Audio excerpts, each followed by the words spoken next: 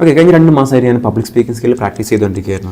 ഞാൻ JCIയുടെ effective public speaking 1 day workshop attend ചെയ്തു. എനിക്കറിയാവുന്ന ഒരു പബ്ലിക് സ്പീക്കറും ഒരു ട്രെയിനറായിട്ടുള്ള ഒരു വ്യക്തിയെ ഷാഡോ ചെയ്തിട്ട് അവർ പോകുന്ന സ്ഥലങ്ങളിലെല്ലാം പോയി ഒരു 5 മിനിറ്റ് അവരെനിക്ക് തരും സംസാരിക്കാൻ വേണ്ടിയിട്ട്. ആ 5 മിനിറ്റ് എഫക്റ്റീവായിട്ട് അവരെ ഇൻഫ്ലുവൻസ് ചെയ്യുന്ന രീതിയിൽ സംസാരിക്കാൻ ശ്രമിച്ചുകൊണ്ടിരുന്നു. എഫക്റ്റീവ് ആയിട്ടുള്ള സ്പീച്ച് ഡെലിവറി ചെയ്യാനും കഴിഞ്ഞിട്ടുണ്ട്. ഡിഗ്രി സ്റ്റുഡൻസിനെ ഫേസ് ചെയ്ത് സംസാരിച്ചു, പോളിടെക്നിക് സ്റ്റുഡൻസിനെ ഫേസ് ചെയ്ത് സംസാരിച്ചു, JCI ഓറിയന്റേഷനിൽ പോയപ്പോൾ JCI മെമ്പേഴ്സിനെ ഫേസ് ചെയ്ത് സംസാരിച്ചു. അങ്ങനത്തെ കുറച്ച് കാര്യങ്ങളൊക്കെ ചെയ്തു. അപ്പോൾ ഞാനിന്ന് പറയുന്നത്, നിങ്ങൾക്ക് ഇതുപോലെ ഒരു പബ്ലിക് സ്പീക്കിംഗ് സ്കിൽ പ്രാക്ടീസ് ചെയ്യണമെന്ന് ആഗ്രഹമുണ്ട്, പക്ഷേ ബിഗിനറാണ്, ഈ സ്റ്റേജ് ഫിയറും കാര്യങ്ങളൊക്കെ നിങ്ങൾക്ക് ഉണ്ടെന്ന് കരുതുക.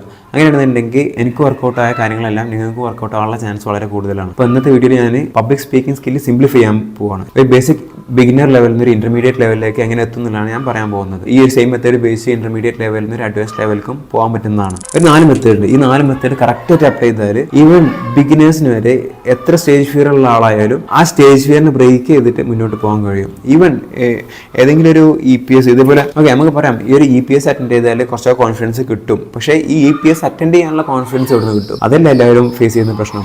ഇങ്ങനത്തെ ഒരു പ്രോഗ്രാമിന് എന്തായാലും കയറി സംസാരിക്കേണ്ടി വരും. ആ പ്രോഗ്രാമിന് സംസാരിക്കാനുണ്ടായതുകൊണ്ട് തന്നെ ആ പ്രോഗ്രാമിന് പോകാൻ എനിക്ക് സൗകര്യമില്ല. അല്ലാന്നുണ്ടെങ്കിൽ എഫക്റ്റീവ് പബ്ലിക് സ്പീക്കിംഗ് നമ്മളെ കമ്മ്യൂണിറ്റി ബിൽഡിങ്ങിന്റെ ഭാഗമായിട്ട് കുറേ പേര് ചെയ്യുന്നുണ്ട്.